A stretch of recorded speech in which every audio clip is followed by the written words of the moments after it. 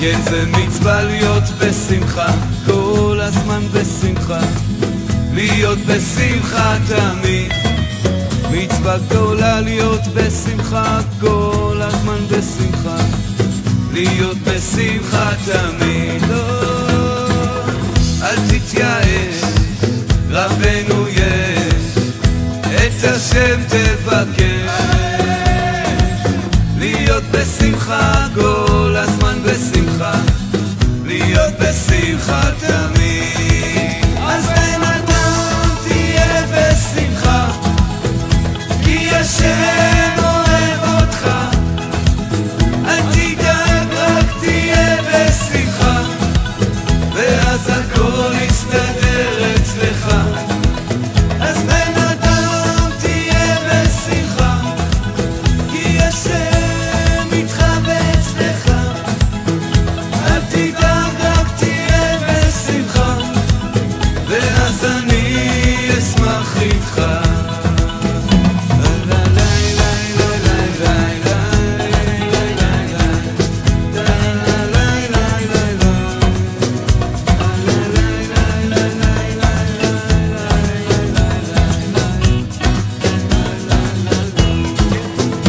השמחה היא רפואה, השמחה היא גאולה, כן היא עולם החירות. אז גם נראה דשטות, רק אל תהיה בטעות, רק תהיה בשמחה תמיד. אל תהיה עצוב, אל תהיה כבד, תהיה שמח רוקד. שעשני יהודי, שלא עשני גוי, להיות בשמחה תמיד. אז בן אדם תהיה בשמחה, כל העולם נברא בשבילך. אל תדאג, רק תהיה בשמחה, ואז הכל יסתדר אצלך. אז בן אדם תהיה בשמחה, כי השם איתך ואצלך. אל תדאג, רק תהיה בשמחה, ואז אני אשמח איתך.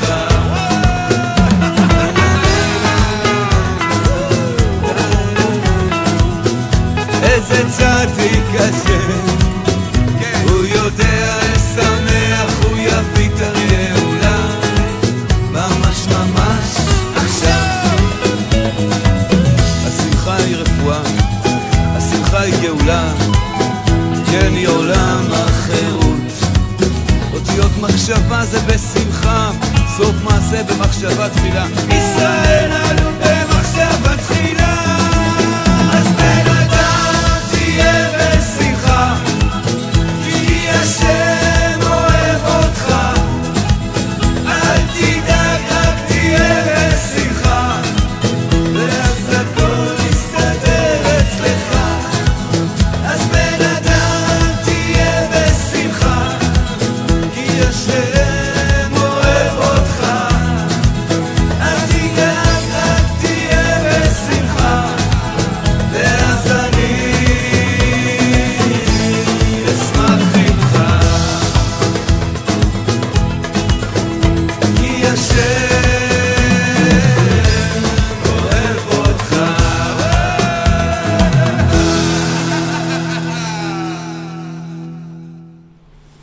Boker Tov, shalom à tous, à toutes. Bezrat Hashem, excusez, on est un petit peu en retard. Faire des réglages avant de commencer. Bezrat Hashem. Voilà, alors une bonne journée, une grande atzlacha pour tout le monde. Et on demande de prier pour Lili Lando Bat Evelyn. Elle est très éprouvée, donc Hashem il la sort de toutes ses épreuves et qu'elle arrive à trouver la joie, le bien-être, la santé, tout ce dont elle a besoin. Bezrat Hashem, que tout le monde prie pour elle. Lili Lando Bat Evelyn.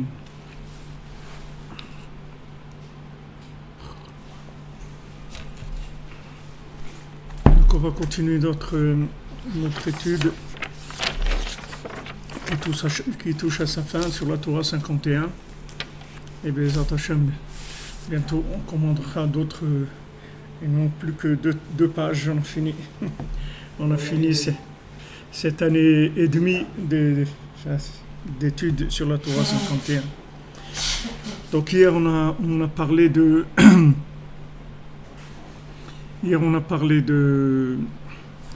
Yosef Hatzadik, on a parlé des Enaïm, des yeux. On a dit que le principe de la providence c'est les yeux. En fait, on demande à Hachem de nous observer de près, c'est-à-dire de nous observer de près dans ce monde, d'être proche de nous pour nous aider, parce qu'en fin de compte, on est ses missionnaires dans ce monde, c'est-à-dire on est là pour lui faire plaisir. Les mains, c'est pas, nous on n'a pas décidé de venir ici, c'est lui qui nous a envoyés ici. Donc on est là pour lui faire plaisir, c'est-à-dire c'est pour son plaisir qu'on est là. Donc on lui demande de nous aider pour qu'on puisse lui faire plaisir, qu'on puisse faire ce qu'il attend de nous, comme un père quand il attend quelque chose de ses enfants. Alors quand ses enfants ils font ce que le père attend d'eux, alors le père il est joyeux, il est content, il a de la satisfaction. Au Hachem. Alors on est page 67 dans la brochure. Donc Hachem il attend de nous certaines choses et on lui demande d'être à la hauteur de tout ce qu'on lui demande. Il dit voilà, tu nous as créés. On sait que tu nous as créés parce que tu veux nous faire plaisir. Tu attends quelque chose de nous. Nous aussi, on veut te faire plaisir. Alors aide-nous, c'est tout. Aide-nous à te faire plaisir, on veut te faire plaisir. Donc on veut avoir un rapport qui soit proche avec Hachem. On veut être en intimité avec lui. Donc on a vu hier que la Bechira se trouve dans les Enaïm. C'est-à-dire qu'en fait, le choix d'une personne, c'est est-ce qu'elle va regarder ce monde, ou bien elle va aller d'après ce qu'elle voit dans ce monde, ou bien elle va dire non, je vais aller d'après les yeux d'Hachem. Je vais essayer d'aller selon la vision d'Hachem. Donc comme on a expliqué hier, pour aller selon les yeux d'Hachem, il faut une émouna, il faut avoir émouna dans Hachem, dans le tzadikim. Et à ce moment-là, on a des yeux qui sont les yeux d'Hachem. Comme Rabbi Nathan il a fait, il s'est annulé à Rabbi Nachman, il a pris tous les enseignements de Rabbi Nachman comme étant de l'absolu, comme étant le référentiel. Et avec ça, il a vu la vie, il a analysé sa vie et ce qu'il avait à faire sur terre, etc. Tandis que si on va d'après nos yeux, c'est-à-dire d'après ce que nos yeux voient dans ce monde, alors c'est difficile de ne pas se tromper. On a beaucoup plus de chances de se tromper que de ne pas se tromper. Puisque nos yeux, les massifs, vont voir que des éléments qui sont dans le binaire, c'est-à-dire qui sont dans la logique, qui sont dépendants les uns des autres. Donc on va analyser une chose par rapport à une autre. C'est-à-dire que quelle est l'importance d'une chose, c'est par rapport à une autre. C'est-à-dire on juge, on classifie les choses. On va dire voilà, ça c'est important parce que ça donne telle chose et telle chose dans ce monde. Telle chose elle est moins importante parce que dans ce monde ça donne pas ça et ça. Alors que Hachem nous demande des choses que dans ce monde-là, elles n'ont aucune importance du tout. C'est-à-dire dans ce monde ici, ça n'a aucune importance. C'est-à-dire que tu les fasses ou tu les fasses pas, ça ne change rien dans l'évolution logique de la matière. Alors qu'Hachem, il va te demander, il va te dire, regarde. Hachem, il va te demander, il va te dire, regarde.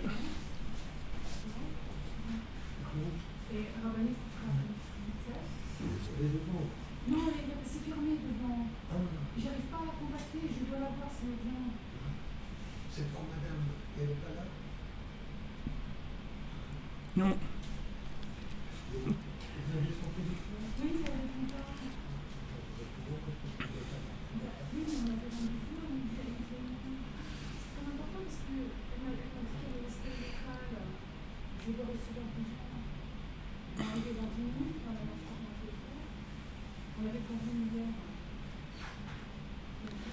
Je m'excuse, il y a une personne là qui s'est présentée. besoin d'aide. Alors on fait le shiur aussi, les Lilou Nishmat de Yoshua Marcel Ben Anna. Hein? La copine de notre Ah oui, oui, comment c'est Yehudit Chaya Batilana? Zat Hashem Lilou Nishmata. Alors il demande, Monsieur Gérard Mourez aussi, il a besoin de nos prières.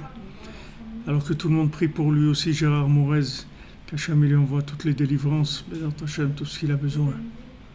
Ça va venir, il faut s'accrocher, c'est tout, à la Emouna, ça va venir, vous allez voir, toutes les délivrances elles vont venir. Ne vous faites aucun souci, tout le monde va sortir de là où il est. Parce que, sauf, il ne faut pas oublier qu'Hachem il nous a créés parce qu'il veut nous faire du bien, pas nous faire du mal. Seulement, il y a des gens, il y a des énergies qui nous détournent, c'est tout. Et quand elles nous détournent, elles nous emmènent dans des situations qui sont délicates, c'est tout, qui sont difficiles. Mais Hachem, il est que miséricordieux. Chez Hachem, il n'y a aucune rigueur, il n'y a rien de dur, c'est que de la bonté. Il nous a créés que pour nous du bien, aucun mal. Qu'est-ce que Hachem il peut avoir comme avantage qu'on soit dans des situations difficiles? Aucune. Hachem il souffre, dès qu'on souffre un peu, lui il souffre. Et on souffre plus que nous encore. Parce qu'on est des créatures d'Hachem, et c'est lui qui nous a créés pour nous faire du bien. Et il souffre quand il voit qu'on n'est pas bien, il souffre. Donc maintenant, si on va d'après ce qu'on voit dans ce monde, et qu'on se crée une échelle de valeur qui va selon la logique de ce monde, alors on va être à côté complètement de la plaque. C'est-à-dire on va être vraiment à côté de ce qui s'appelle le bonheur. On a besoin d'avoir des références absolues. Des fois, ces références absolues, elles n'ont pas de logique. Mais ça ne veut pas dire que parce qu'elles n'ont pas de logique dans ce monde, qu'elles ne sont pas valables. Rabbeinu dit, viens chez moi à Ouman, viens à Rosh Hashanah. Logiquement, qu'est-ce qu'il y a là-dedans? Il n'y a rien. Qu'est-ce qu'il y a dans la logique? Qu'est-ce que tu peux avoir à aller à Rosh Hashanah, en Ukraine, à Ouman? Il n'y a rien. Dans la logique, il n'y a rien. Et dans l'absolu, tout dépend de ça. Rabbeinu l'a dit, tout mon Inyan, c'est Rosh Hashanah. Tout. Tout le monde dépend de mon Rosh Hashanah. Vous tous, vous dépendez de mon Rosh Hashanah, mais le monde entier dépend de mon Rosh Hashanah. Comment tu vois que le monde entier dépend du Rosh Hashanah de Rabbeinu? D'où tu vois ça? Comment tu vois que si Trump il ne va pas se tromper, c'est parce qu'il y a Rabbeinu et pas le Rosh Hashanah de Rabbeinu? Comment tu vas voir qu'en Afrique il y a tel truc, c'est parce qu'il y a Rosh Hashanah? Pourquoi quelqu'un il s'est marié parce qu'il y a Rosh Hashanah? D'ailleurs, c'est un couple qui cherche à se marier le 30 août. J'espère que ce n'est pas un truc, un fake news. C'est sans responsabilité. Mais j'ai reçu un message qu'il y avait un mariage dans une salon Hoche à Paris, le 30 août, qui a été annulé. Et la personne, elle ne veut pas perdre la mitzvah, donc elle veut offrir le mariage à quelqu'un qui a besoin de se marier et qui n'a pas les moyens. Donc il y a un téléphone, si quelqu'un est intéressé qui demande sur notre mail info@breslev.fr et on vous enverra les coordonnées, vous verrez. Je sais que ce n'est pas un fake news, je ne sais pas, j'ai reçu ça, mais apparemment il y a plusieurs personnes qui ont reçu, il y a un téléphone, on peut vérifier. Donc si quelqu'un veut se marier le 30 août, il n'a pas les moyens, il y a un mariage qui est offert au salon Hoche à Paris par une personne qui, je ne sais pas si elle s'est désistée, je ne sais pas qu'est-ce qu'il y a eu, en tout cas, voilà, c'est une valeur, je crois, de 17 000 €, mais c'est offert. Donc vous voyez, il y a des choses qui se passent qui ne sont pas logiques. Voilà, quelqu'un peut se marier gratuitement au salon Hoche, et ce n'était pas prévu au programme. Donc maintenant, la Bechira, en fait, elle va être dans notre vision des choses, c'est-à-dire dans nos yeux. Et quand on va voir quelque chose, en fait, avec quels yeux on voit la chose?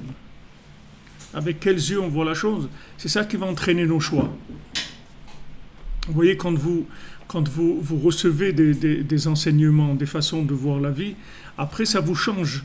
Ça vous change votre vision des choses et ça va vous donner des possibilités de faire des bons choix. Donc vos choix, ils vont dépendre de comment vous voyez les choses. Si vous voyez que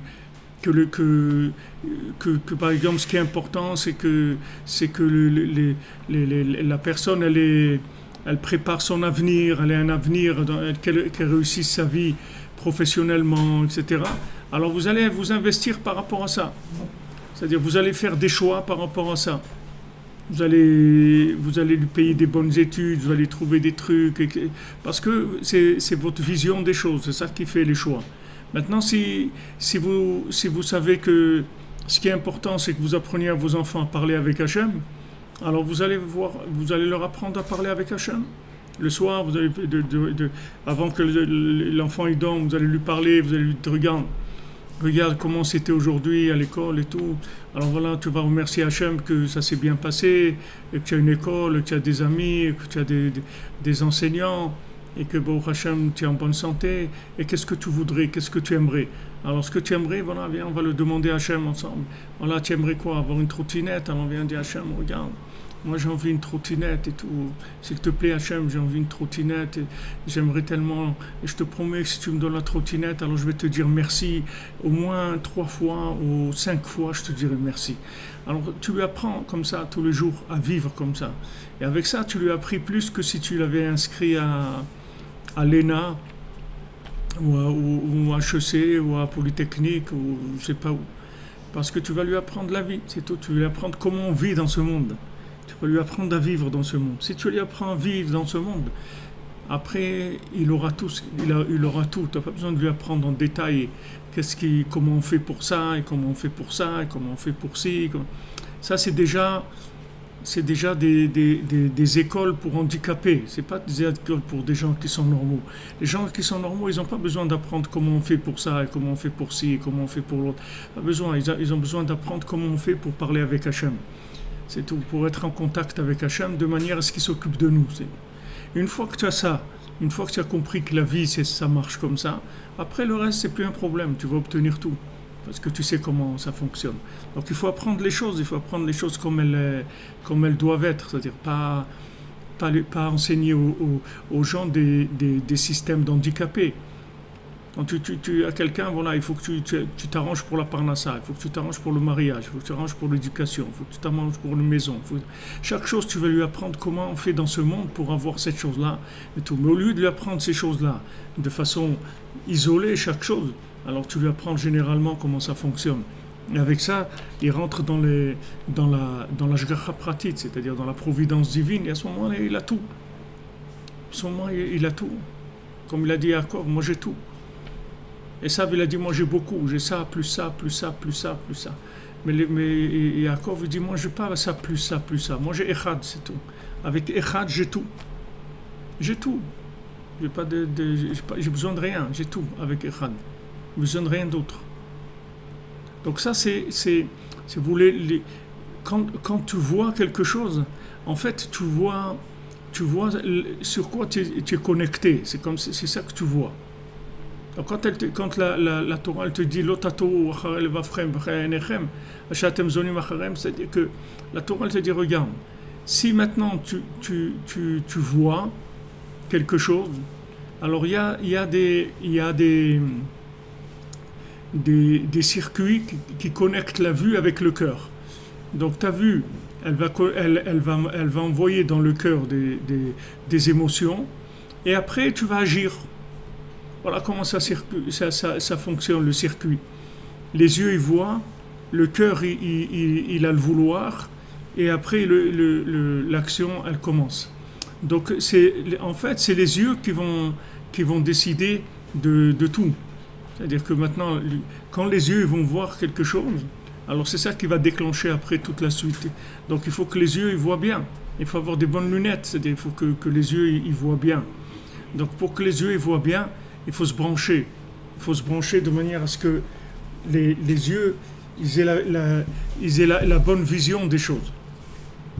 Il faut que les yeux aient la bonne vision des choses. Et ça, pour ça, on fait une éducation des yeux. C'est-à-dire on apprend aux yeux à voir ce qu'il faut voir. C'est pas lui qui voit ce qu'il a envie de voir. Nous, on va lui dire quoi voir. Comment? Par le fait qu'on va se brancher dans la Emouna. Vous voyez, Rabbi Nathan, quand il disait des choses, une fois il y avait quelqu'un qui parlait avec lui de la halakha, il parlait avec lui sur une halakha dans Shulchan Aruch, d'après le Taz, d'après le Torah Zahav. Le Torah Zahav, c'est un des décisionnaires qu'il y a dans le Shulchan Aruch. Alors la personne, elle discutait avec Rabbi Nathan, elle disait non, mais le Touréza, ce qu'il veut dire, c'est pas ça exactement, etc. Il discutait avec Rabbi Nathan. Alors Rabbi Nathan lui a dit ne discute pas avec moi parce que moi je l'ai vu le Touréza. Moi j'ai parlé avec lui. Moi c'est pas des interprétations. Moi c'est la chose elle-même. Quand Rabbi Nachman il vous dit quelque chose, c'est pas une interprétation d'une projection qui a été projetée sur un écran, que cet écran il a été filmé par un smartphone et que ça a été transmis dans un WhatsApp et que c'est parti dans Twitter et que c'est allé dans une télévision, etc. C'est-à-dire c'est pas une image qui a été transformée par des prises de vue et des prises de vue qu'à chaque fois dans chaque prise de vue chacun il a mis son grain de sel et après à la fin la chose elle est complètement déformée. Moshe Rabbeinu, le tzaddik, quand il voit quelque chose, c'est Zéadavar. Voilà la chose. Pas Ko Amar Hashem. Les autres Nevi'im, ils disent, voilà comment Hashem il a dit. Voilà, je vais vous montrer quelque chose, voilà comment Hashem il a dit. Mais Moshe Rabbeinu, quand il dit quelque chose, c'est Zéadavar. Voilà la chose comme elle est exactement. Quand Rabbi Nachman il dit quelque chose, c'est Gamarti Vegmo. C'est-à-dire, Rabbi Nachman, il termine. Quand il dit quelque chose, il ne fait pas quelque chose qui est une partie de la chose et qu'après, il faut que tu rajoutes et que tu cherches d'autres éléments, etc. Il n'y a pas besoin de chercher rien. Quand il te dit quelque chose, il t'a tout dit, c'est tout. Parce que c'est ça la chose, c'est pas autre chose. Donc maintenant, quand tu sais ça, quand tu crois, quand tu es connecté avec la Emouna, ta vision de la vie, elle va changer complètement. Complètement. Tes yeux ne vont plus voir les choses de la même manière. Tu vas voir que des choses qui avaient l'air importantes pour toi, ça ne va plus être important. Et des choses qui n'avaient pas l'air importantes, ça va devenir important. C'est-à-dire ça, tu vas changer ton référentiel. Tu vas changer tout ce que tu as comme valeur. Parce que tu vas t'attacher à des valeurs qui sont absolues. Qui ne sont pas des valeurs analytiques de ce monde. Qui évoluent. Les valeurs analytiques de ce monde, elles sont en changement tout le temps. Tout le temps, il y a des changements. Il y a des fois où ce qui était important, par exemple, la famille, c'était très important avant. Avant, la famille, c'était quelque chose de très important. Aujourd'hui, la famille, ça n'a aucune valeur dans le monde. Rien du tout. Rien du tout que c'est la famille. Au contraire, aujourd'hui, quelqu'un qui se marie, il a des enfants et tout, on le regarde, les gens, ils se moquent de lui, comme si c'était un paysan, comme ça. Il a rien. Le pauvre, c'est un arriéré, comme ça. Il est encore avec des trucs comme ça, et qu'il a une seule femme et des enfants, des trucs, et il s'occupe d'eux, tout ça. Il le regarde comme un fou. Le pauvre, il est resté dans... Parce que le monde, la folie, elle augmente chaque jour. Donc les valeurs du monde, elles bougent sans arrêt. Puis elles sont complètement dans le temps. Elles sont dépendantes du temps. Elles évoluent tout le temps. Maintenant, il y a des valeurs qui sont absolues. Il faut s'attacher à ces valeurs-là. Quand tu t'attaches à ces valeurs absolues, tu vas traverser le temps sans que le temps il puisse te faire absolument rien. Il ne peut pas te toucher le temps. Le temps il passe, il va faire ses mouvements, ses trucs, et tu vas te retrouver, toujours comme tu es. Quand on était avec, une fois au Man avec le Rav Besançon, fois Shlema, Israël Yitzhak Ben Fortuné,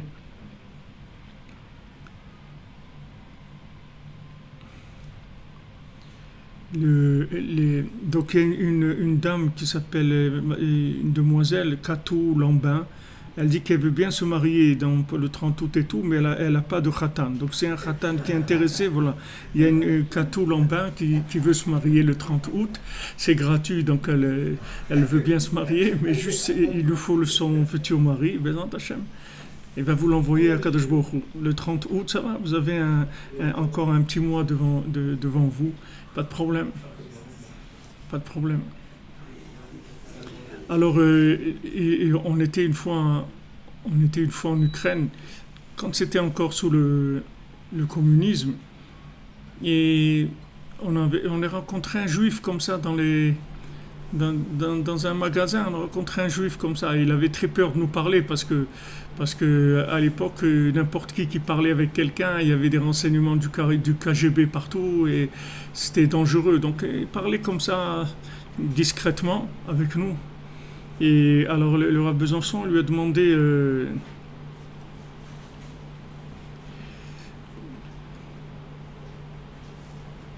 et vous avez un problème avec le son, vous me dites s'il y a un problème avec le son. Il y a des gens qui me disent qu'il y a un problème avec le son.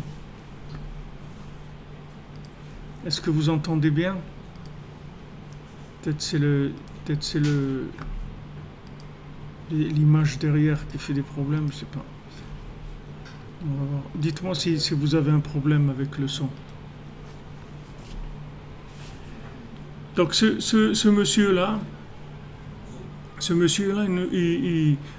on lui a dit que ça ne doit pas être facile de vivre sous le communisme comme ça, où ils interdisent de...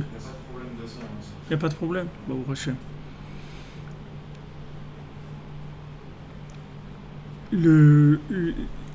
On le disait, c'est pas facile, le communisme, le KGB, tout ça, c'est pas facile. Il n'a pas le droit de faire la Torah, tout ça. Alors, ce monsieur-là, il nous a dit, ce qui n'est pas facile, je ne sais pas qui est-ce qui se trouve dans une situation la plus difficile, si c'est moi ou si c'est vous. Il dit, parce que vous vivez, c'est-à-dire, moi maintenant je vous explique ce que je pense qu'il a voulu nous dire. Il n'a pas donné d'explication. Il a dit, je ne sais pas qui est celui qui est dans la situation la plus dure, si c'est moi ou si c'est vous. Et pourtant, nous, on venait soi-disant des pays libres. Mais les maasés, quand tu vois libre pour faire quoi? Libre pour faire quoi? Pour avoir beaucoup plus de chances de se tromper. C'est quoi libre? C'est-à-dire, tu es libre de quoi? C'est-à-dire, on va te donner beaucoup plus de chances de pouvoir te tromper, c'est tout, c'est ça libre. Tandis que lui, il est sous le communisme, il ne peut rien faire. Donc les seules choses qu'il va faire, c'est des choses bien. Il va pas les faire des choses pas bien, puisqu'il ne peut rien faire. Donc on le laisse pas bouger. Donc le peu qu'il peut bouger, à des moments où il arrive à attraper quelque chose, il va faire des choses bien. Donc il nous a dit, je ne sais pas qu'est-ce qui est dans la situation, qu'est-ce qui est le plus à plaindre, si c'est moi ou si c'est vous. Parce que sauf, ils sont habitués au système. Et ils ont trouvé dans le système des façons d'évoluer dans le système. Et ils ont fait ce qu'ils avaient à faire. Tandis que voilà, tu es soi-disant dans un système de liberté, mais cette liberté, elle va jusqu'où? Jusqu'où elle va la liberté? Tout celui qui fait un attentat et tout, il a perdu la tête. C'est pour ça qu'il fait un attentat. C'est bizarre.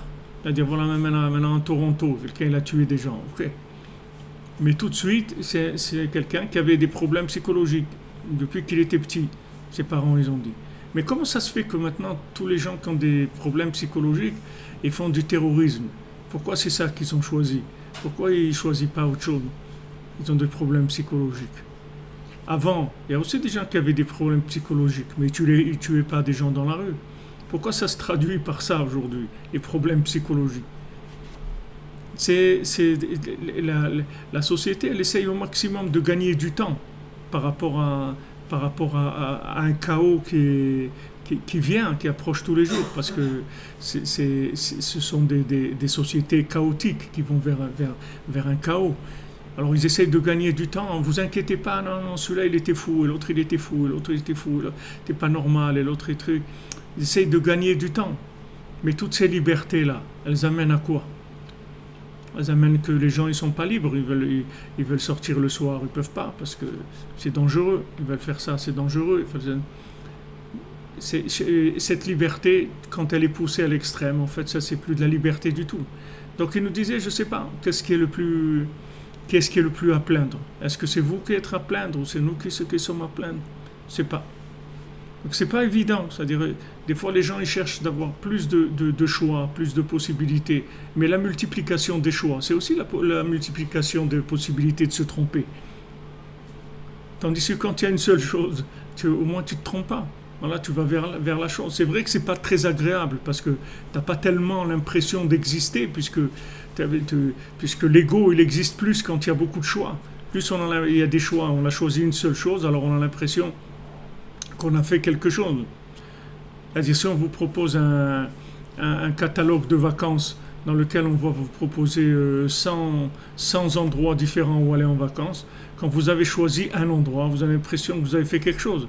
Mais si on vous présente un catalogue, que toutes les pages c'est la même chose, que c'est le même endroit qu'on vous propose, il n'y en a qu'un seul, alors vous dites pourquoi vous avez fait un catalogue?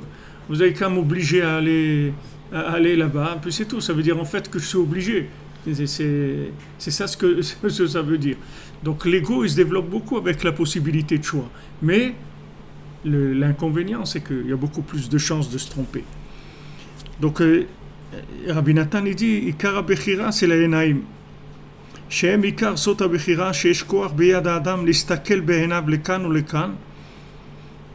C'est-à-dire que l'homme il a le choix de regarder avec ses yeux d'un côté ou d'un autre. Hen be'enav ha'gashmiyim hen be'enav be'ene sichlo. Que ce soit avec ses yeux physiques ou que ce soit avec les yeux de son esprit.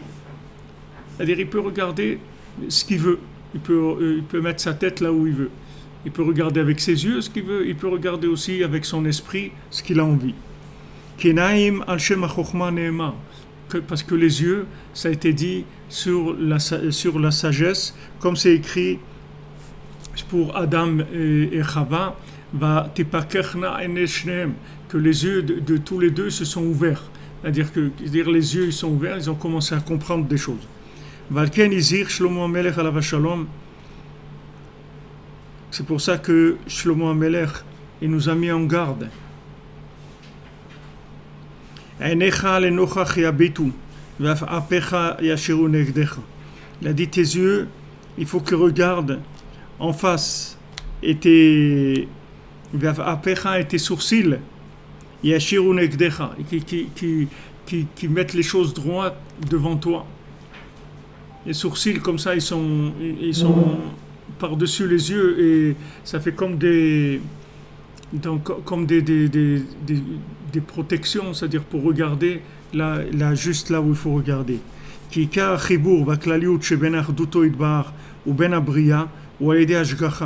Parce que maintenant, tout le chibour, maintenant il donne cette notion-là, jamais il a donné cette notion jusqu'à maintenant. De tout ce qu'on a étudié, des centaines d'heures qu'on a étudié sur ça, cette notion qu'il dit maintenant, il parle de chibour et de klaliut, c'est-à-dire de chibour, ça veut dire de lien, et klaliut, ça veut dire qu'une chose s'inclut dans l'autre. D'accord? Klaliut, ça veut dire qu'une chose, elle va s'inclure. Dans le mot aussi inclus, il y a le mot klali aussi.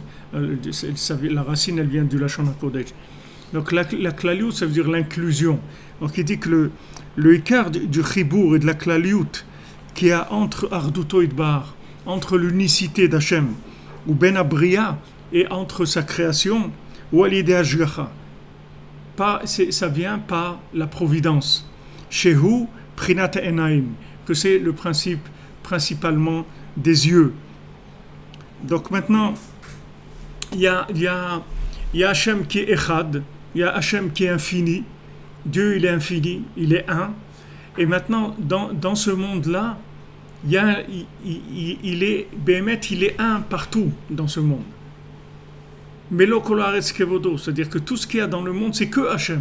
Il n'y a que Hachem dans le monde. Mais maintenant, pour arriver à dire ça, ou Shmo Echad, c'est-à-dire Hachem Echad ou Shmo Echad, pour arriver à dire Hachem il est Echad, il faut que tu le trouves dans le monde matériel, c'est-à-dire dans le monde de la création. Il faut que tu le trouves après la création. Mais cette notion qui dit ici, Chibour, du Chibour de la Klaliut, Chibour et Klaliut. C'est-à-dire, il y a Chibour. Chibour, ça veut dire, je me lie avec lui. Pour l'instant, il n'y a pas Klaliut encore, il y a Chibour.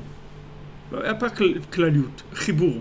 Tu prends quelqu'un qui se marie, et donc maintenant, on s'est rencontrés, tout ça, bon, on a décidé de se marier. Comme voilà, des gens peut-être ils vont se marier le 30 août là, avec ce mariage qui est offert.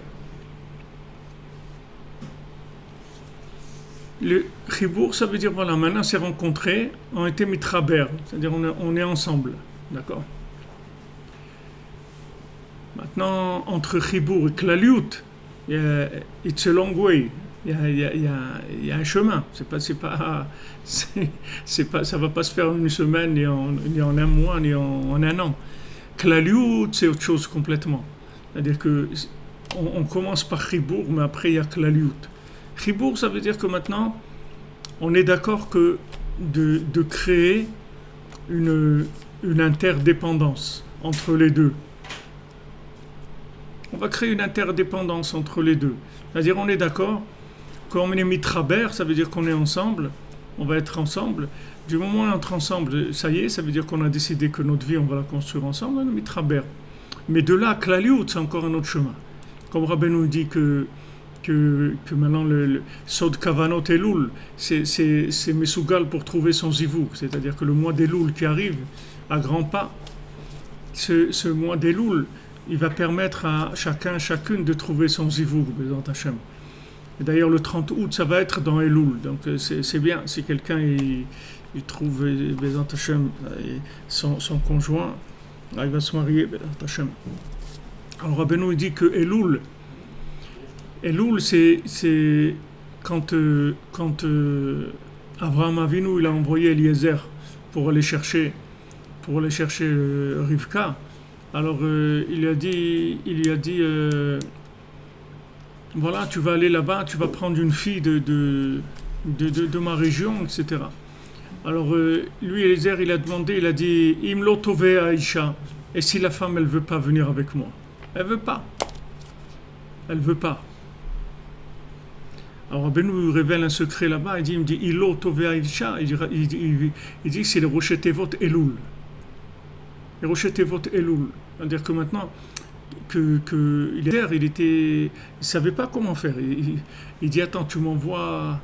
Comment je vais choisir un conjoint c'est difficile. Tu me dis va chercher la femme de Yitzhak, c'est pas évident.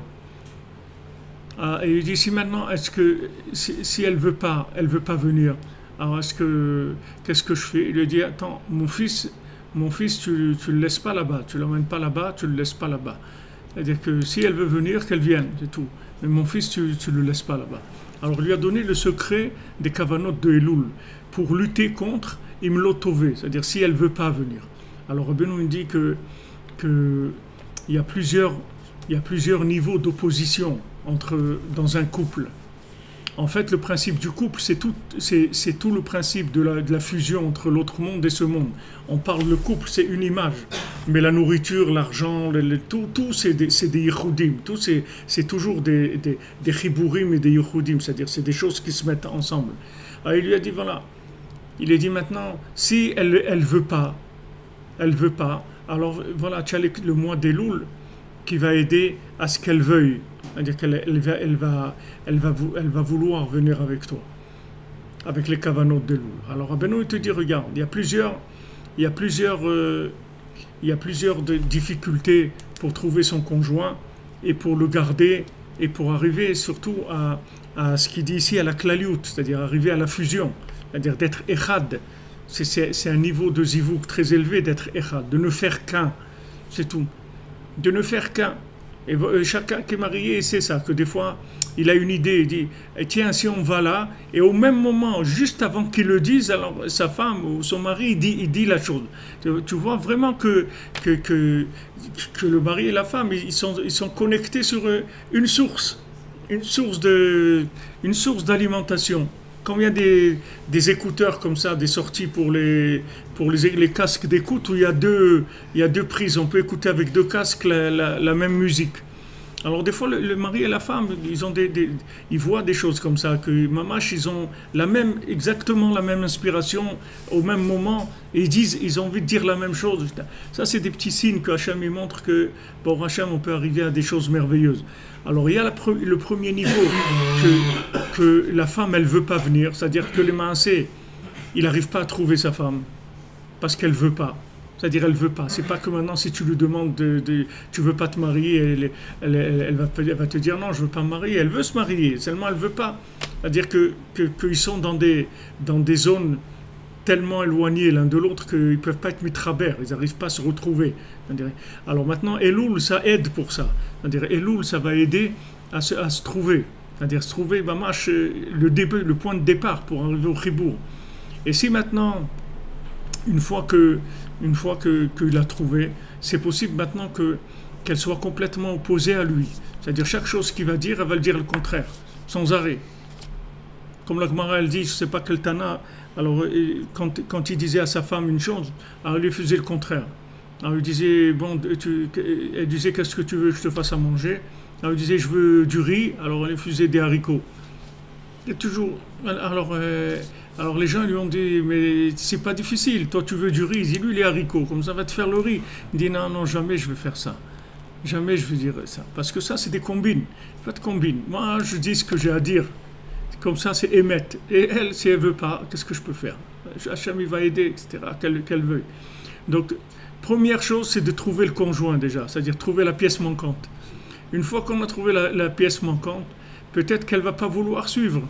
Elle va dire, ouais, toi, tu es Breslev, tu es des trucs et tout, tu es toujours avec des fous, des trucs, tu veux pas... Qu'est-ce que tu fais avec ces gens-là? Ils ne savent pas, regarde, ils sautent en l'air, ils font des trucs, ils vont là-bas au mal. Qu'est-ce que c'est au mal? Des crènes et tout. Ici, tu es à David Ameller, tu es à Rabbi Shimon Bar Yochai. C'est à côté, tu prends le bus, qu'est-ce que tu vas aller faire là-bas et tout? Qu'est-ce qui se passe là-bas? Je vois des gens danser, rigoler, qu'est-ce que vous faites là-bas? Bon, elle est contre, c'est tout. Donc, il y a le chibour, il n'est pas très, très fort. Elle est contre. Donc, Elul, ça va aider à ça. Maintenant, il y a un troisième niveau, elle n'est pas contre. Il a trouvé, elle n'est pas contre. Seulement, ils ont des rapports amicaux, c'est tout. Il n'y a pas de fusion. C'est amical. C'est du voisinage entretenu. C'est-à-dire, on entretient le voisinage, on est gentil, on est correct. On fait chacun ce qu'on a à faire. On n'empiète pas sur le terrain de l'autre pour ne pas l'énerver. On respecte, on voit qu'est-ce qui l'énerve et qu'est-ce qui lui plaît. Donc on essaye au maximum de ne pas l'énerver et de faire ce qui lui plaît. C'est tout. Ça, c'est un troisième niveau. C'est pas mal déjà. Hein. Ceux qui sont là, ils ont déjà fait une bonne partie du chemin. Et il y a la quatrième dimension, c'est la fusion. La quatrième dimension, c'est Echad. C'est-à-dire que c'est la même chose. Lui, elle, lui, il n'y a aucune différence. C'est tout la même chose. Quand elle fait quelque chose, c'est comme si lui le fait. Quand lui fait, c'est comme si elle le fait, c'est la même chose. C'est la même chose. Ishto Kegufo, sa femme, c'est comme son corps. Il y a des gens qui disent « Ouais, mais je demande à ma femme et tout, elle ne veut pas m'écouter, etc. » Tu veux que ta femme t'écoute, c'est pas difficile. Commence à faire que ton corps, il t'écoute. À toi, celui-là, la viande qui t'emballe, essaye de faire que cette viande-là, elle t'écoute. Et une fois que cette viande-là, elle va t'écouter, tu vas voir que ta femme, elle va t'écouter. Ce sera très facile, il n'y a aucun problème. Parce que Ishto Kegufo, la femme, elle est comme son corps. C'est-à-dire, si toi, tu n'arrives pas à dominer ton corps, comment tu veux que tu vas dominer ta femme? Ta femme, c'est un corps beaucoup plus puissant, beaucoup plus raffiné, beaucoup plus compliqué que ton corps à toi. Donc commence déjà par éduquer ton corps. Après, tu verras qu'avec ta femme, ça va être très facile. Commence à éduquer ton corps. Comment tu fais ton corps? Il dit, j'ai envie de ça, j'ai envie de manger une glace. Tu dis, ben non, tu ne mangeras pas de glace. Mais comment? Tu vas voir ce que je vais te faire et tout. Ben fais ce que tu veux. Tu ne vas pas manger de glace et tout. Mais pourquoi? Parce que j'ai décidé, c'est tout. C'est comme ça. Tu ne mangeras pas de glace. Tes yeux te disent, mais regarde là-bas, regarde ces trucs-là, c'est beau à voir. Et tu dis, mais je ne vais pas regarder.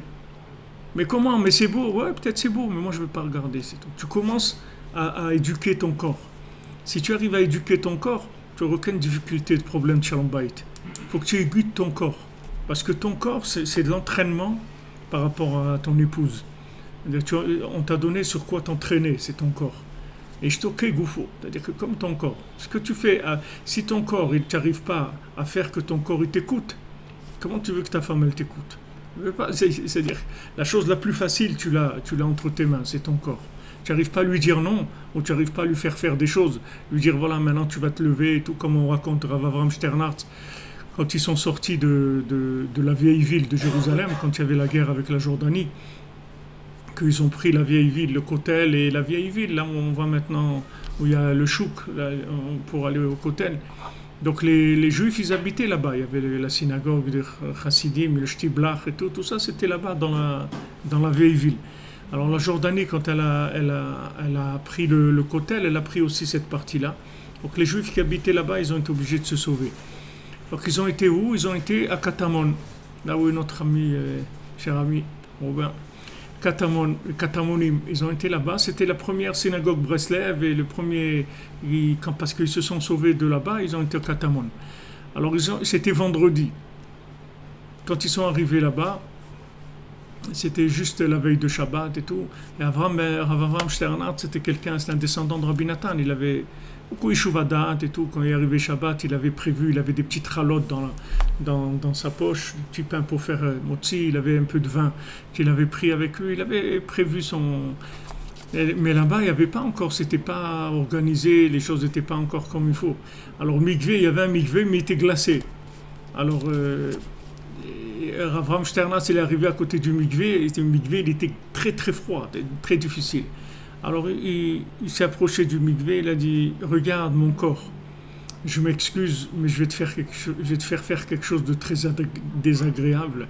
C'est que maintenant, on va se tremper dans un mikvé, il est très glacé. Alors je te demande mes excuses, mais je peux pas faire autrement. Et dès qu'il a dit ça, d'un coup, après il s'est jeté dans l'eau glacée et il a fait son mikvé, il est ressorti. C'est parce que c'est des gens qui tenaient compte de leur corps, comme le corps c'est quelque chose, c'est pas rien du tout. On passe une grande partie de notre vie à nous occuper de notre corps quand on parle de manger, de dormir, des soins, des activités physiques, etc. pour entretenir le corps. Il y a beaucoup de choses qu'on fait pour le corps. Mais seulement il faut s'habituer il faut le dompter, il faut le dominer, lui dire voilà, tu parles avec lui. Et de là, après, c'est possible d'arriver à communiquer avec ton épouse. Donc, c'est 4 degrés, degrés de zivoug. Il y a le zivoug que la personne n'a pas encore trouvé son zivoug, parce qu'ils sont dans des directions opposées. Et des fois, ils se retrouvent, ils se rencontrent, mais ils se rencontrent extérieurement, mais l'intérieur, c'est des directions opposées. C'est-à-dire, elle n'est pas d'accord avec ce qu'il fait, et avec les chemins qu'il a, etc. Troisièmement, elle a accepté. C'est-à-dire, elle dit, bon, je t'accepte, moi je ne veux pas t'embêter, je t'accepte comme tu es. Ça y est, comme on dit, j'ai fait mon deuil, mais bon, comme on dit, je me suis fait une raison. J'ai fait une raison, ça dit, bon, t'es comme ça, qu'est-ce que je veux pas... Ça, c'est un troisième niveau, qui est déjà pas mal pour la vie de tous les jours, c'est-à-dire ça permet de fonctionner plus ou moins normalement. Mais il y a un quatrième niveau qui s'appelle la klaliout. La klaliout, ça veut dire que c'est complètement inclus l'un dans l'autre. Alors ça dépend beaucoup des yeux de l'homme, ça dépend beaucoup des yeux. C'est-à-dire que maintenant, quand les yeux ne sont pas gardés comme il faut, que ce soit les yeux physiques ou les yeux mentaux, alors ça déconnecte. Ça déconnecte. Ça déconnecte de la femme. Ça déconnecte du shalom bayit, du mariage. Ça déconnecte beaucoup. Parce que les yeux, c'est ce qui amène le plus à la déconnexion entre Hachem et son monde. Ce qui déconnecte Mamash d'Hachem, c'est les yeux. Les yeux, c'est un outil de tribour, c'est un outil de lien. Comme on dit l'expression, j'ai des yeux que pour ça. C'est-à-dire, avoir des yeux que pour une chose. Ça veut dire que maintenant, c'est que cette chose-là qui m'intéresse, c'est que cette chose-là qui me plaît. Par exemple, des gens, ils sont dans la musique, il n'y a que ça qui leur plaît. Des gens, ils sont dans ça. C'est toute leur vie, elle est là-dedans, etc. Ils n'ont Dieu que pour cette chose-là. Ça veut dire que toute leur vue, elle est vers cette chose-là. Alors, les yeux, c'est très important parce que c'est ce qui va permettre, c'est l'outil de choix principal, il nous dit. C'est là où est ton libre arbitre. C'est-à-dire, c'est tes yeux, ils vont traduire ton choix. Ton choix, il va être traduit par tes yeux. C'est-à-dire, une fois que tu as regardé, alors c'est très difficile après de faire d'autres choix que ce que tu as regardé. Très difficile. Donc ça, c'est un outil qui règle le chibour et la klaliout. C'est-à-dire, si tu veux rester mechoubar, si tu veux rester lié, alors il faut que tu fasses attention à tes yeux physiques et tes yeux mentaux. Il faut faire attention de ne pas aller dans des zones qui ne sont pas des zones qui permettent le chibour. Des zones qui déconnectent. Il faut faire attention. Il faut protéger ses yeux, faire attention. Donc il dit ici que maintenant, cette klaliout-là, elle se fait par l'ashgacha. Si tu veux qu'Hachem il te voit, Alors il faut que tu restes mechoubar, il faut que tu restes connecté. Et à ce moment-là, il te voit. Qu'est-ce que ça veut dire, il te voit? Ça veut dire il s'occupe de toi. Il t'envoie tout ce que tu as besoin avant même que tu te rendes compte que tu en as besoin. Et il s'occupe de toi dans tout, parce que tu es dans son champ de vision. Pourquoi tu es dans ton champ de vision? Parce que tes yeux, ils sont tournés vers lui aussi. Alors lui aussi s'occupe de toi. Ça va dans les deux sens. C'est-à-dire que ça marche dans les deux sens. Donc Rabbi Nathan il répète, c'est là-bas où se trouve le libre arbitre. Est-ce que tu regardes ce monde comme étant un monde indépendant ou tu regardes ce monde comme étant lié à l'autre monde? Est-ce que maintenant tu regardes les choses de ce monde, tu regardes ton épouse comme étant une personne qui est indépendante de toi, ou tu regardes ton épouse comme étant un élément qui est lié à toi? La Torah elle te dit c'est ton corps, ta femme. Exactement comme ton corps, c'est la même chose. Tu vas dire, oh mon corps, c'est lui, hein, moi ça ne m'intéresse pas, mais mon corps il est là, à chaque fois qu'on passe devant une pâtisserie, il a envie de manger des millefeuilles, qu'est-ce que je lui fasse? Je peux rien faire, mon corps il est comme ça. Non, il n'y a pas ton corps il est comme ça, ton corps il est lié avec toi. Alors éduque-le, apprends-lui, sois mitraber avec lui. Fais-toi copain avec lui, parle-lui et tout. Explique-lui que les millefeuilles, c'est pas bon pour la santé, c'est pas ça qu'il faudrait manger, etc. Essaye de communiquer avec lui. C'est-à-dire, où tu crois que les choses elles sont liées avec un niveau plus élevé, ou bien tu crois que non, les choses elles sont indépendantes. Alors les gens ils croient que le monde c'est des objets comme ça qui sont indépendants. Mais en fait, il n'y a rien dans le monde qui gravite autour de toi qui ne dépende pas de toi. Tout ce qui gravite autour de toi, ça dépend de toi. Tout ce qui est autour de toi, ça a un rapport avec toi-même. C'est pour ça que le Baal Shem Tov dit, si tu vois quelque chose chez quelqu'un, ça veut dire que cette chose-là, elle est chez toi. Parce que si elle n'était pas chez toi, tu ne pourrais pas la voir chez l'autre. Quand nos sages disent, quand tu es possel, bémoumo, quand tu dis à quelqu'un, ouais, celui-là, regarde, il a tel défaut, il dit, c'est de ton défaut que tu parles. Parce que si toi, tu n'avais pas ce défaut, tu ne pourrais pas le voir chez l'autre. Si tu ne sais pas que cette chose-là, elle existe, comment tu veux la voir? Tu ne peux pas la voir. Tu ne peux voir que ce qui existe en toi déjà. Sinon, tu ne peux pas le voir. Donc maintenant, tout ton monde dans lequel tu tournes, c'est un monde imaginaire, si tu veux, qui est ta façon de voir les choses par rapport à tout ce que tu as ingurgité comme image, comme idée. Et c'est ça après qui te fait voir les choses. Tu vois des choses, tu interprètes, tu dis voilà, telle chose, elle est comme ça. Comme Rabbi Nachman, il a dit, ce qu'ils disent sur moi, comment ils parlent les gens de moi, il dit, qui sont opposés à moi, il dit, moi aussi je suis d'accord avec eux. Parce que de la personne dont ils parlent, moi aussi je suis contre cette personne-là. Mais seulement, le seul problème, c'est que c'est pas moi, c'est tout. Ils ont fait une image de moi qui n'est pas moi. Mais si cette personne-là, elle existe, moi aussi je signe contre lui. Moi aussi je suis contre ce personnage qu'ils ont inventé. Ils ont inventé un personnage. Pourquoi? Parce qu'ils étaient jaloux, parce qu'ils étaient trucs, ce que tu veux. C'est-à-dire les raisons pourquoi elle a inventé, il y en a des milliers de raisons. Pourquoi? Mais en tout cas, c'est une invention médiatique. C'est une invention, les médias, ils inventent des trucs. Il y a des inventions médiatiques. Des trucs qui n'existent pas du tout. Il n'y a pas de traces dans l'histoire. Et ça a été inventé par les médias. Ils ont inventé des choses. Alors l'homme, le Maasé, il vit dans un monde de projection de ce qu'il a à l'intérieur. Une fois que tu prends conscience de ça, ça change complètement ta vie. Après, tu sais qu'il faut que tu travailles dans la caméra, pas sur l'écran. Les gens, ils s'occupent de nettoyer l'écran tout le temps, ils mettent des scotch pour pas que ça se voit, ou des trucs où ils peignent avec de la couleur, ou ils essayent de mettre un truc devant pour pas que ça se voit. C'est pas de l'écran qu'il faut que tu t'occupes, occupe-toi de la caméra. Si tu t'occupes de la caméra, du projecteur, des films qu'il y a dedans, tu verras qu'après l'écran, tu n'as même pas besoin de t'en occuper. Il va automatiquement projeter ce que tu as à l'intérieur, et tout va être bien. Alors qu'une fois que tu sais ça, il n'y a aucun problème. Les mains, c'est... Ce monde-là, c'est la projection d'Hachem, d'accord? Le tzaddik, il représente la projection d'Hachem la plus fidèle qui est dans le monde. Donc, le Ham Israël, il doit recevoir du tzaddik parce que c'est la projection de la chose originale, comme il faut la voir à l'origine. Le tzaddik, il t'apprend à voir les choses dans leurs racines, de façon originale, pas originale, originelle, si tu veux. C'est-à-dire la chose comme elle est, comme ils disent en hébreu, original.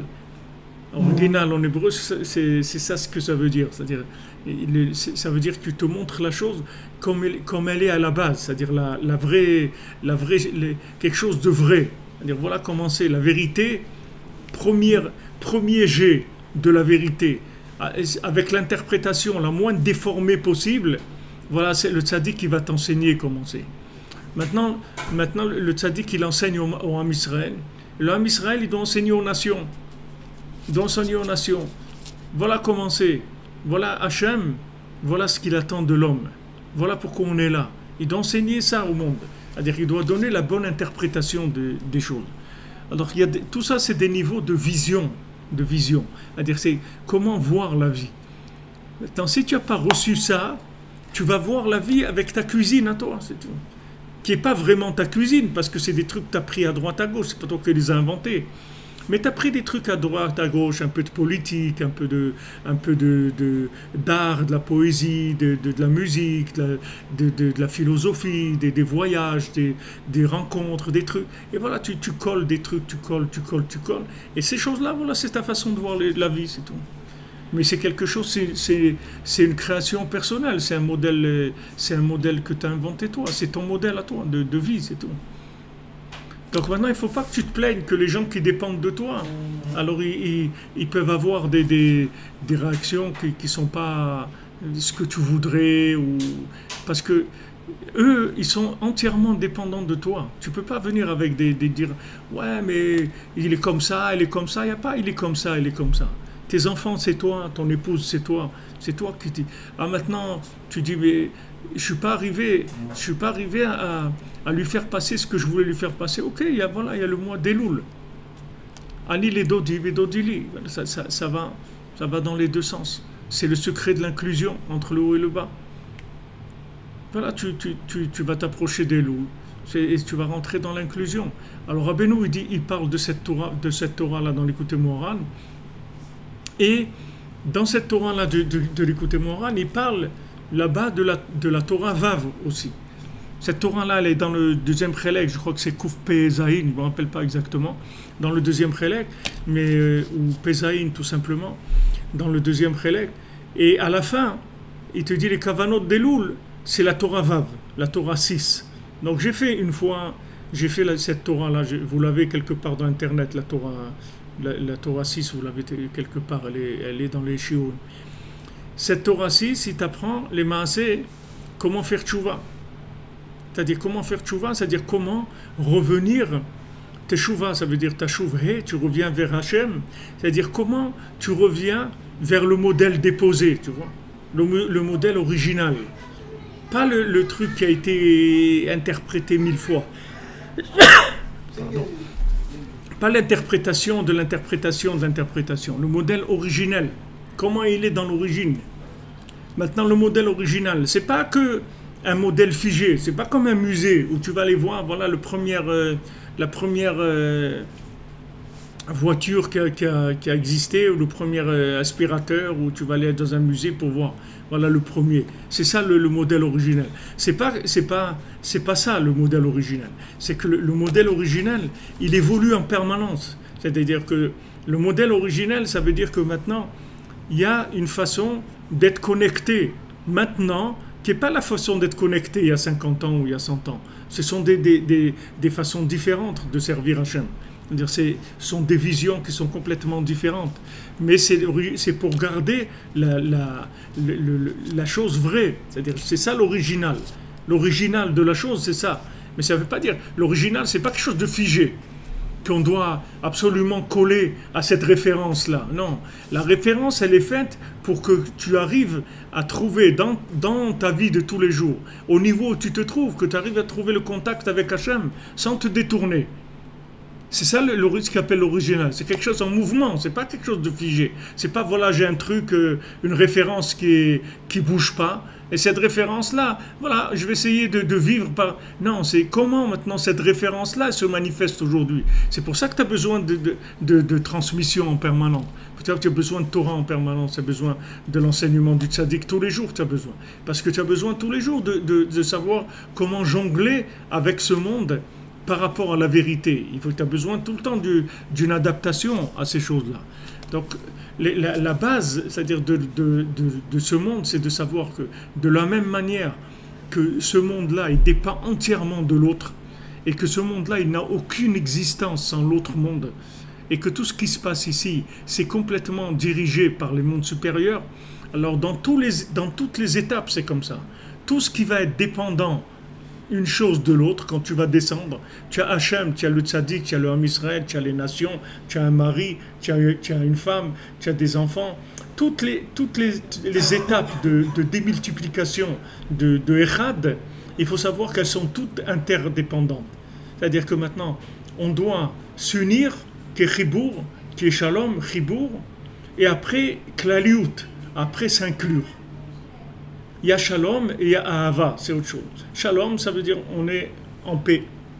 Mais Ahava, c'est-à-dire Klaliut, s'inclure, c'est un autre niveau. Donc, ces tikkunim-là, qui sont de revenir vers He à chaque fois, c'est-à-dire de venir vers Hachem, parce que si vous voyez dans la Torah Vav, Rabbeinu, il parle là-bas de faire tchouva sur la tchouva. Rabbeinu, il dit, tu ne peux pas dire j'ai fait tchouva, ça n'existe pas. Parce qu'au moment où tu dis j'ai fait tchouva, le problème, c'est-à-dire le problème, ce qu'on te demande de résoudre comme problème, il a changé déjà. Donc tu ne peux pas dire j'ai fait tchouva. Parce que quand maintenant tu as fait tchouva à un moment, Rabbeinu dit tu as fait tchouva par rapport à ce que tu comprenais à ce moment-là. Mais maintenant ça a évolué. Donc maintenant tu dois faire tchouva sur la tchouva que tu as faite. Parce qu'elle est plus valable. Elle est périmée, ta tchouva. C'est une tchouva que tu as faite par rapport à ce que tu comprenais.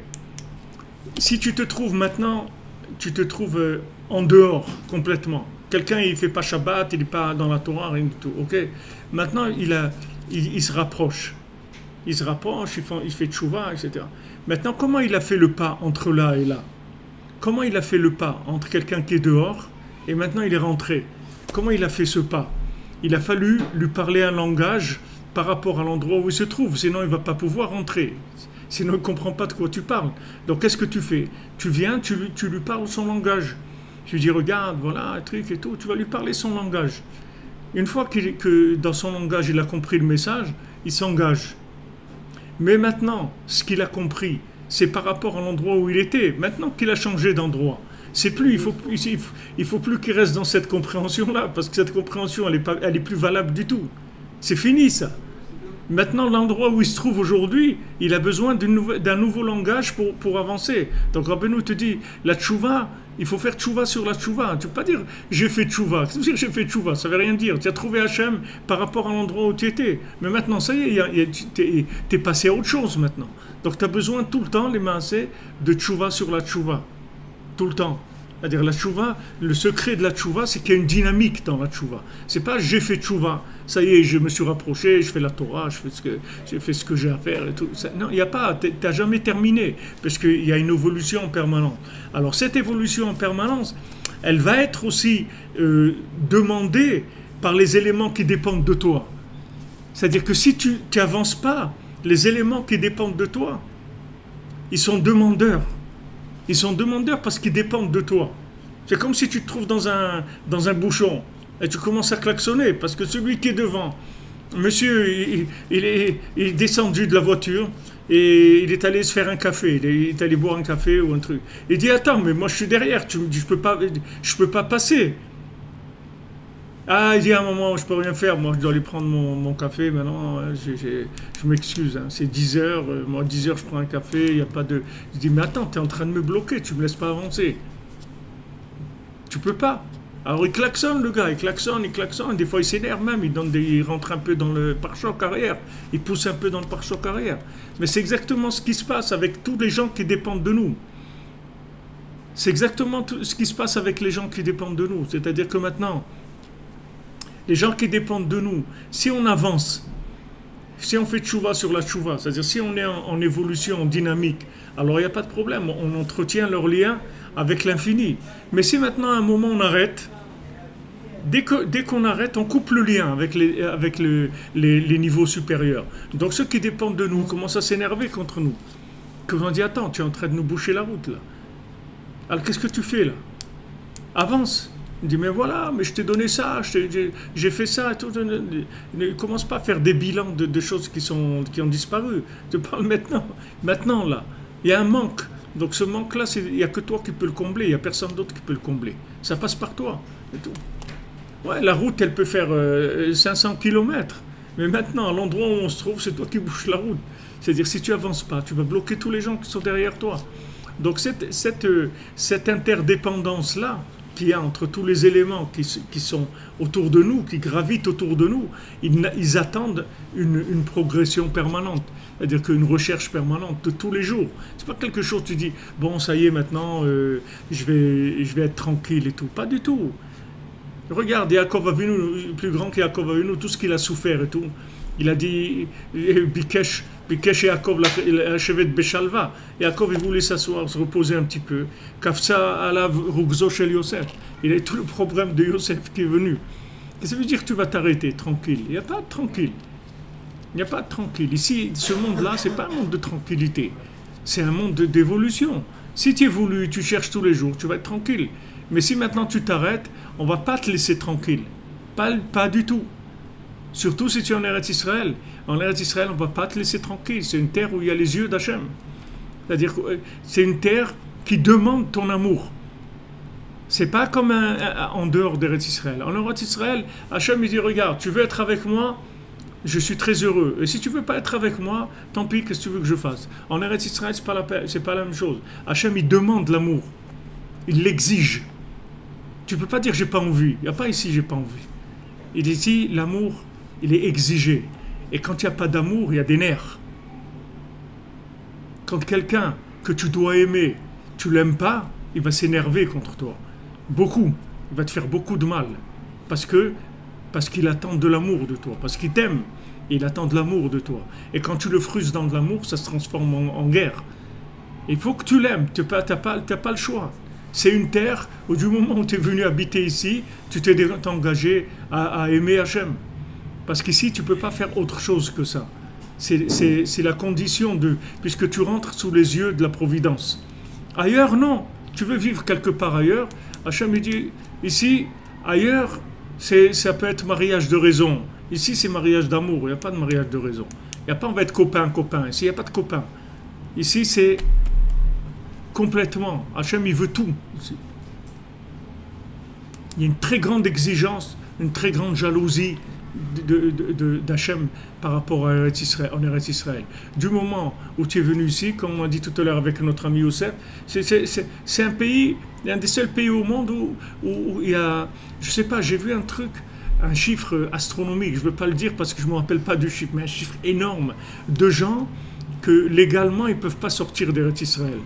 Ils n'ont pas le droit parce qu'ils ont des problèmes de ça ou de l'autre, mais ils sont interdits de sortie du territoire. Mais c'est des chiffres énormes. C'est-à-dire que si vous voyez le nombre de gens qui ont ça, c'est énorme. Ça parle de centaines de milliers de gens qui ne peuvent pas sortir. Pourquoi? Parce que la terre a dit je ne veux pas que tu sortes. Tu restes là. Comme ta femme, elle te dit non, tu ne sors pas, tu restes là. Pourquoi? Parce qu'elle t'aime trop. Et lui, il croit qu'elle ne veut pas le laisser faire ce qu'il a envie. C'est pas vrai. C'est parce qu'elle aime qu'elle lui dit ça. Seulement, comme ça se fait pas de façon comprise, alors ça peut sortir dans des nerfs. Mais en tout cas, le message, c'est ça. C'est-à-dire, si tu viens en Eretz Israël, ça veut dire que tu t'es engagé à vivre un mariage d'amour avec Hachem. Donc, Hachem, il ne veut pas qu'en Eretz Israël, tu l'oublies, même pas une seconde. Donc, tu vois que c'est un pays de mouvement. Ça bouge beaucoup. Ça bouge beaucoup. Hachem, il a ses yeux sur Eretz Israël. Et tu vois que toutes les nations, elles ont leurs yeux aussi sur Eretz Israël. Tous y parlent tout le temps, voilà ce qu'il y a à Jérusalem, voilà ça, voilà ça. Voilà. Tout le monde parle de ça, les journaux, les trucs, ils parlent tout le temps. Parce que, pourquoi? Parce qu'ils dépendent de ça. Le fait qu'ils parlent de ça tout le temps, que ça te prouve que pourquoi ils parlent de ça. Pourquoi ils n'ont pas le même, les mêmes, la même acuité comme ça, la vision sur, par exemple, sur le Guatemala ou le Nicaragua. Pourquoi ils n'ont pas les yeux? Le Nicaragua, c'est sympa aussi, là-bas. Il y a des gens, et il y a des maisons, il y a des pierres, il y a il y a c'est la même chose. Pourquoi ils n'ont pas les yeux comme ça, figés sur le Nicaragua? Parce que de Nicaragua, il n'y a personne qui dépend du Nicaragua, par les gens de là-bas, c'est tout. Mais Jérusalem, le monde entier dépend de Jérusalem. Donc c'est pour ça que le monde entier a les yeux tournés vers Jérusalem. Parce que chacun, il dépend de ça. Maintenant, il interprète cette dépendance comme il veut.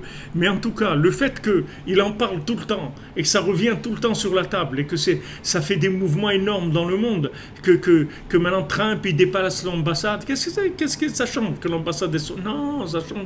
Mais pourquoi ça change? Dépasse l'ambassade maintenant de l'ambassade américaine de Paris, mais là en Haute-Savoie, on met là dans le Tarn-et-Garonne, mais là à Montauban. On va mettre l'ambassade d'Amérique à Montauban. Alors qu'est-ce qu'il y a? Mais là à Montauban, ça ne change rien. Tu verras que ça ne va rien faire du tout. Peut-être que tu vas trouver dans les faits divers, ils ont des... Mais lui, il bouge l'ambassade vers Jérusalem. Pourquoi? Parce que le monde entier dépend de ça. C'est la preuve même de cette dépendance-là. Alors, individuellement, dans notre vie, ce que j'essaie de vous faire comprendre, c'est le côté interdépendant des éléments qui nous entourent. Quand tu vois des éléments qui se révoltent contre toi ou des difficultés, ce ne sont pas des problèmes qui sont extérieurs, ce sont des problèmes intérieurs à toi. C'est-à-dire que ça fait appel à de la connexion, c'est tout. C'est-à-dire que ces éléments-là, ils viennent demander leur dû. C'est-à-dire tu les as, les massés, ces éléments-là, tu les as sous-alimentés. Tu les as sous-alimentés ou tu les as asphyxiés, tu les sous-alimentes, tu leur donnes pas ce dont ils ont besoin. Donc ils s'énervent, c'est tout. Ils sont frustrés, c'est tout. Mais c'est pas tout ce qui est autour de nous, c'est comme ça. Tous les éléments qui sont autour de nous, tu verras que si tu fais ce qu'il faut par rapport à la Parnassa, tu verras que tu n'as aucun problème de Parnassa. Parce que Hachem, il veut te donner Parnassa. Hachem, il n'y a aucun problème. La Parnassa, la santé, le mariage, la maison, tout ça, c'est des éléments qui sont le kit de base de quelqu'un qui vient dans ce monde. Maintenant, si tu n'as pas ça, ça veut dire qu'il y a des choses en toi qui ne sont pas connectées. Et du moment où elles ne sont pas connectées, elles empêchent aux éléments qui sont connectés à toi de se connecter. C'est comme si tu as une installation électrique. Et à un moment, il y a un fusible là-bas, et ce fusible-là, tu ne l'as pas branché, ou tu l'as débranché. Donc maintenant, toutes les choses qui viennent après, elles ne reçoivent pas le courant. Donc elles vont être frustrées. Donc quand elles vont venir, tu vas croire, et dire ouais, ils m'embêtent, et trucs, demain. C'est pas comme ça qu'il faut que tu vois les choses. C'est pas qu'ils t'embêtent, ils veulent pas t'embêter. Eux seulement, ils ont besoin du courant. Et toi, tu as coupé le courant en ce moment-là. Donc ces éléments ne reçoivent pas. Donc toi, cherche dans ta installation électrique, qu'est-ce qui ne va pas? Est-ce que l'endroit où c'est débranché? Et remets le courant, tu vas voir que tout marche. Que tout marche. Tout marche, même entre les nations, même tout. Tu vois combien de nations elles se faisaient la guerre et tout, et d'un coup, elles refont la paix, elles travaillent ensemble, les trucs et tout, parce qu'il y a des choses qui sont réglées de l'un par rapport à l'autre. Chacun a une interdépendance par rapport à l'autre. On dépend tous de quelqu'un qui est au-dessus de nous, et on a tous des éléments qui dépendent de nous. Donc on a, en fait, tout le lien, c'est-à-dire toute la vie, elle dépend de ça, de gérer ces choses-là. Tout ça pour arriver à Echad. Et tout ce qu'on veut, c'est montrer en fait que tout est lié. Que s'il y a quelqu'un qui fait une bénédiction sur un Coca-Cola au Venezuela, c'est lié avec quelqu'un qui est en train de se marier à Chypre. C'est lié, ça et ça c'est lié. Comment? Il faut que tu fasses tout le circuit, tu vas voir, tu vas te rendre compte. Rabbeinu dit que Shlomo Ameler, il connaissait les circuits qu'il y a sous la terre. C'est-à-dire, Shlomo Ameler, il était capable de faire pousser n'importe quel fruit dans n'importe quel endroit du monde. C'est-à-dire, il peut faire pousser des bananes en Alaska. Maintenant, tu vas dire à quelqu'un, tu faire pousser, il va te dire non. Shlomo Ameler, il pouvait faire pousser parce qu'il savait. Pourquoi maintenant, quand tu plantes une banane en Alaska, elle ne pousse pas? Tu dis c'est par le climat et tout? Non. C'est parce que les circuits qu'il y a sous la terre, tu ne connais pas les circuits qui arrivent à ces endroits-là. Tu as des circuits révélés dans des pays, certains pays, alors la banane elle va pousser là-bas. Mais dans d'autres pays, tu ne connais pas ces circuits-là. Shlomo Ameler, il connaissait tous les circuits qu'il y a de vitalité sous la terre pour pouvoir alimenter n'importe quel fruit dans n'importe quel endroit du monde par sa chorma. Tout le monde est lié. Le jour où tu comprends, c'est comme si tu prends un corps humain, tu vois. Tu crois que la main, c'est une chose indépendante. La main, c'est pas indépendant. C'est pas indépendant. Tu peux avoir mal à la main et ça vient pas, même pas de la main, du tout, du tout. Ça vient d'un autre endroit et ça te fait mal à la main. Même et surtout ça dans la bouche ou dans les dents. Des fois, tu es sûr que tu as mal à une dent, c'est pas cette dent-là. Cette dent-là, la pauvre, elle a rien fait. Seulement la douleur, elle sort dans cette dent-là. Mais elle a rien. C'est une autre dent qui a un problème. Et là, la dent où il y a un problème, elle est pas mal. Et celle-là, elle a mal pour l'autre. Les éléments, ils sont tous liés. Donc quand maintenant, tu vois des problèmes, ne va pas sur le côté extérieur de la manifestation du problème. Va vers Echad. Va à l'intérieur de toi-même. Va dans ta connexion avec Hachem. Fais tchouva, c'est-à-dire renouvelle ton contrat avec Hachem parce qu'il est périmé. Renouvelle ton contrat avec Hachem. Et si tu renouvelles ton contrat avec Hachem, tu vas voir que tout soudain, là où il y avait un problème, il n'y a plus de problème. Parce que le problème, il vient juste te rappeler que ton contrat, il est en fin de validité. C'est tout. C'est-à-dire qu'il n'y a plus assez, ça fournit plus assez pour alimenter, pour aller jusqu'à cet endroit-là. Alors, Bezat Hashem, je vais m'arrêter là parce que sinon on va continuer, je vais vous retenir longtemps. Mais le Tikkun HaKlali, Rabbeinu dit que c'est quelque chose qui va réparer dans des endroits où il n'y a rien qui arrive dans ces endroits-là. Le Tikkun HaKlali, il arrive dans les endroits les plus éloignés qui est. C'est une réparation générale. Donc aussi, c'est un conseil, quand quelqu'un il voit un peu que le bateau il tangue un peu, ça bouge un peu dans des ignanis, mais qui sont pas... Le Tikkun HaKlali, ça stabilise, ça arrange, parce que ça envoie de l'énergie dans des endroits où c'est extrêmement difficile d'arriver dans ces endroits-là. On nous dit ça dans la Torah 29, dans l'Écoutez Moran. Tikkun HaKlali, pourquoi ça s'appelle une réparation générale? Parce que Rabbeinu il dit que c'est une réparation qui a la possibilité d'arriver dans des endroits que normalement là-bas, d'après les lois naturelles de la spiritualité, normalement tu ne peux pas arriver là-bas. Mais avec le Tikkun HaKlali, tu arrives même là-bas. Bezrat Hashem, Be'atzlacha, une bonne journée à tous.